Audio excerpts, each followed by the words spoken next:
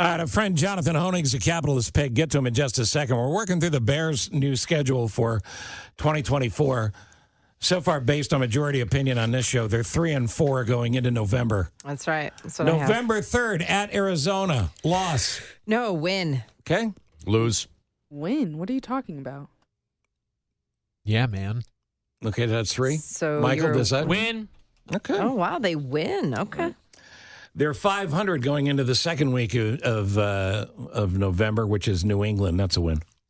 That's a win. Win. Lose. Okay. Win, I guess.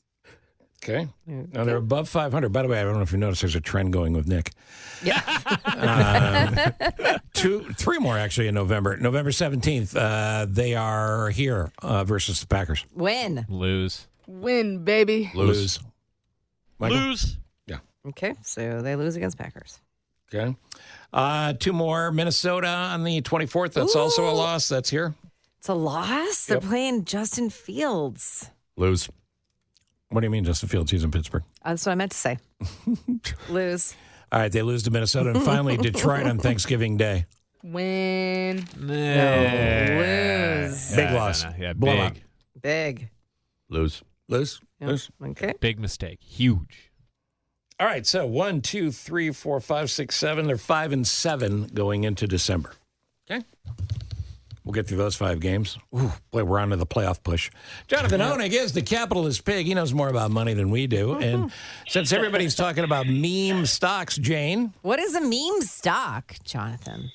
Well, great to be with you. Steve, even I can't really explain what would cause shares of GameStop. And that's a video game retailer, not exactly a major growth business, but even I can't explain what on earth would prompt that company to shoot up by 340% in just the last 10 trading days. And, Jane, that's exactly what a meme stock is. A meme stock is a phenomenon we first discovered way back in 2001. That was during the height of the pandemic, when basically many Americans at home with the stimulus checks in their hands plowed their money into these very speculative, low-priced stocks, many of them which are highly shorted. What does that mean? Well, a lot of the fundamentals haven't been very good for companies like Koss, which make headphones, or Tupperware, which is heavily in debt. So these companies are highly shorted. So meme stocks are these very speculative names that when a lot of Redditors and online message board posters can get behind them, shoot up by 10, 15, even 20%.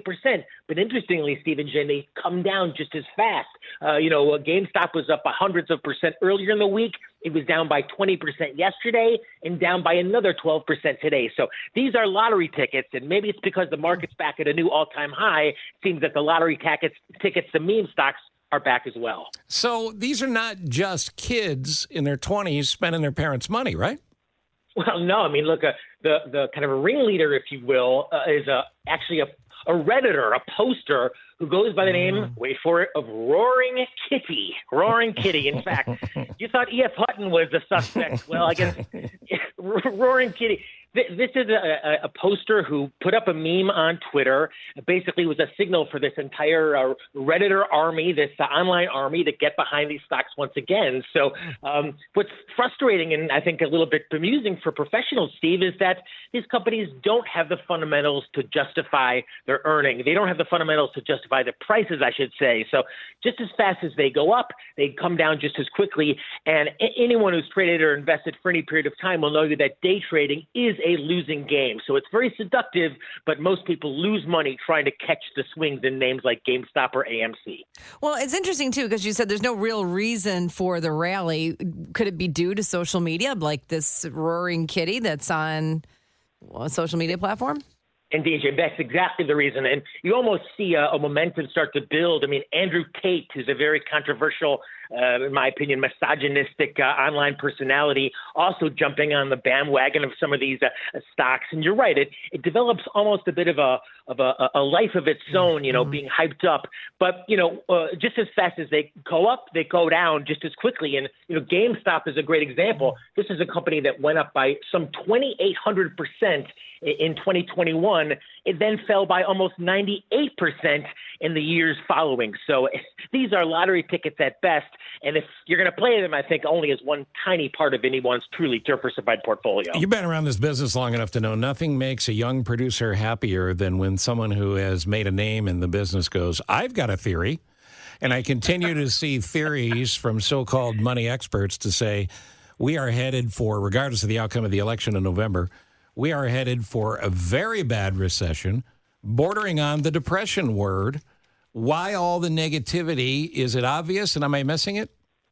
Well, look, I mean, you never want to bet against America, Steve, certainly long term. And the more free we've been, the more successful we've always been. But the fact is that even inflation, I mean, yesterday we got that CPI number. It was lower than expected, but it's still higher and still up some 3% year over year.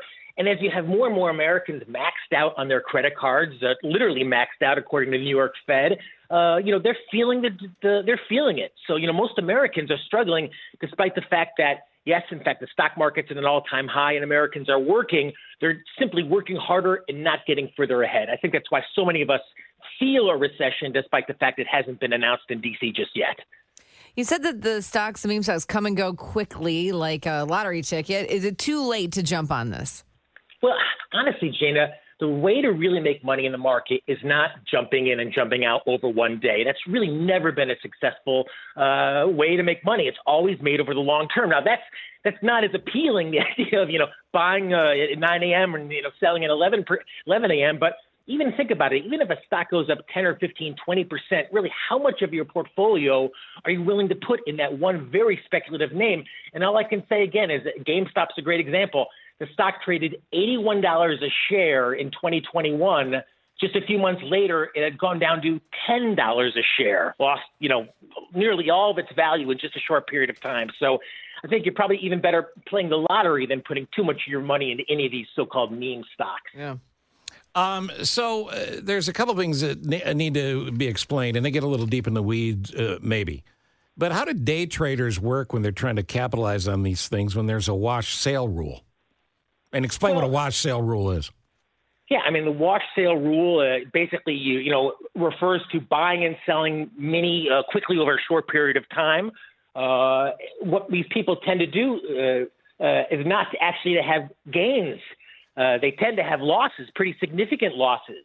And buying and selling many times during the day, Steve, has always resulted in straight up losses, not tax advantaged, people turning themselves upside down in their portfolios over and over again. And, it's very appealing, that notion of I can just jump in, jump out, make a quick $50 or $100. But, it's always been disastrous for anyone who's tried. And what studies have shown is the longer you day trade, the more likely you are to lose money. So if you're able to make even a few $100s, probably better like going to the tables, take that money and run rather than stick around too long. Yeah, day trading is the closest to the analogy that Wall Street's a casino. But with the watch sale rule, I think the thing that is not understood by most, and I got caught in this at one point, is, the 30-day mark is significant. And, back in COVID when all the medical stocks and the vaccine stocks were popping, you buy something and you look the other way. Well, then a week later, after you've sold it, you see that it's popped again. Now you want to jump back in, and suddenly you've got a problem because your values change, right? I think that's exactly right, Steve. It's that short-term mentality, jumping in, jumping out, jumping back in again. My experience as a professional at CapitalistPig.com, it's almost like being a surgeon. And every time you trade is like making a cut. And the least amount of cuts you can make in the body, the better. So, I'm from very much the school, despite that, I manage a hedge fund. I'm from the school of keep it simple, Sam. So, the more you trade, the more likely you are to lose, historically speaking. So, these meme stocks, they make great headlines. But I think more than anything, they're a sign of complacency. I'm surprised, given the fact that the average American has $6,000 or $7,000 in credit card debt at an all-time high credit card rate of over 20%, has too much money necessarily to put into meme stocks at this point in the economy. Last word. Credit card debt. Americans are just maxing it out, but we're still spending money. Inflation's high. Inflation's dropping. A recession's looming. What are we doing with our credit cards?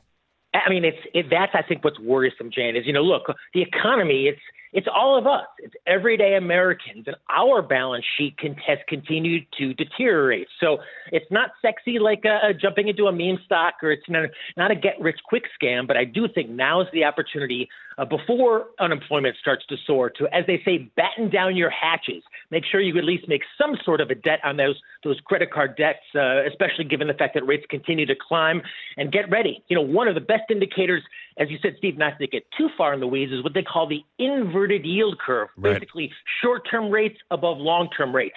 It's been inverted for hundreds of days now, and we're due for that recession, overdue. So it's going to be a very volatile year. Best to batten down the hatches now. And he didn't even bring up Laffer, the word Laffer and the last name Laffer. That's part of it, too. He's a famous cut man. He's Jonathan Hoenig. Cut me, Mick. Cut me.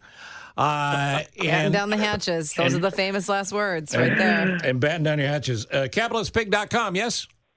Yeah, that's it. I'll see you there, and I'll see you soon once again. Thank you, Steve. Thank you, buddy. Appreciate it. Thanks, Be well. Jonathan.